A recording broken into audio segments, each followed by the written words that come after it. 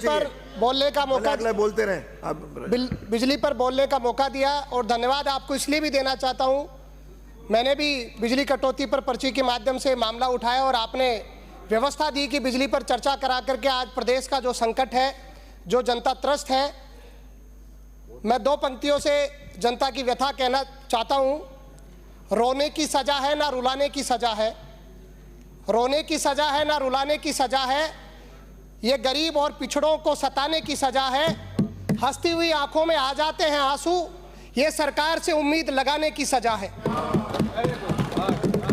आज माननीय अध्यक्ष महोदय, आपके माध्यम से सरकार का ध्यान आकर्षित करना चाहूंगा, क्योंकि मुझे लग रहा है कि जिस अमृतकाल में भारतीय जनता पार्टी जी रही है, जिस अमृतकाल में भारतीय जनता पार्टी तरह तरह के दावे करती है और प्रधानमंत्री से लेकर के हर कार्यकर्ता इस देश में अमृतकाल आने की बात करता है, और दूसरी तरफ राजस्थान की भोली भाली जनता जो चुनाव में लुभावने वादों के साथ में सरकार लेकर के आ जाती है।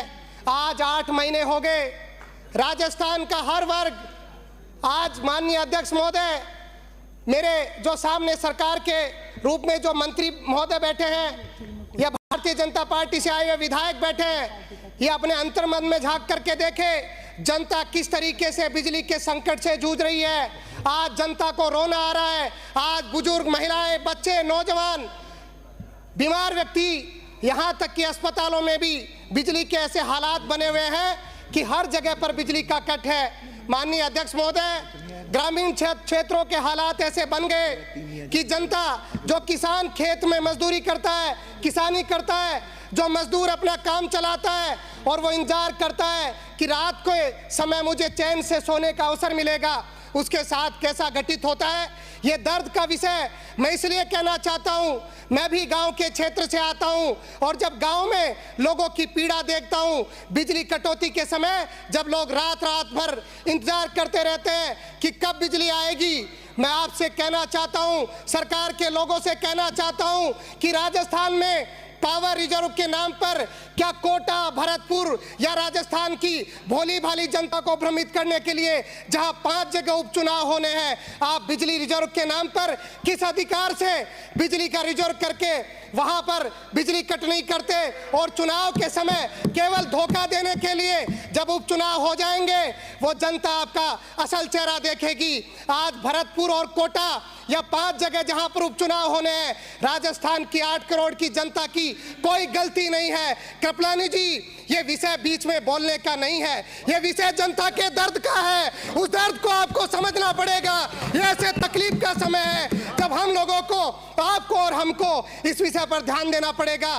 क्या भाषण में हम अमृतकाल की बात करेंगे? क्या हम 2047 में एक विकसित भारत की कल्पना करेंगे?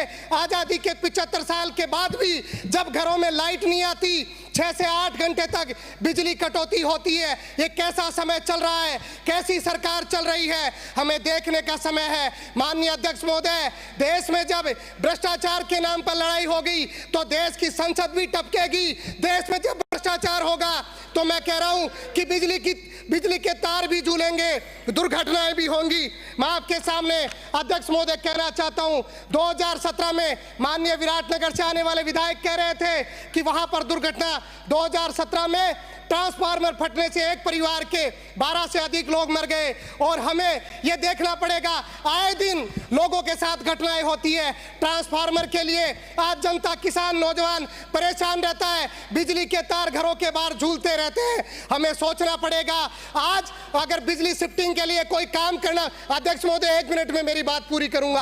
अगर आज बिजली शिफ्टिंग के लिए एस्टीमेट बनाना पड़ता है, गरीब किसान मजदूर को 1-1 लाख रुपए चुकाना पड़ता है, क्या सरकार की जिम्मेदारी नहीं है कि जनता के दर्द को समझे? क्या हमारी जिम्मेदारी नहीं है इस सदन में बैठ करके हम कानून बनाए कि जिसके घर के ऊपर से बिजली की लाइन जा रही है हम उसको हटाएंगे, हम जनहित में उसको हटा करके जनता को न्याय देने का काम करेंगे। और मैं अंत में मेरी बात पूरी करते हुए एक लाइन कहूंगा कि मैं जिंदा हूं इसलिए बोल रहा हूं, दुनिया कभी गूंगे की कहानी नहीं लिखती। बहुत बहुत धन्यवाद। माननीय अध्यक्ष महोदय, आपने इस बिजली के मुद्दे पर बोर्ड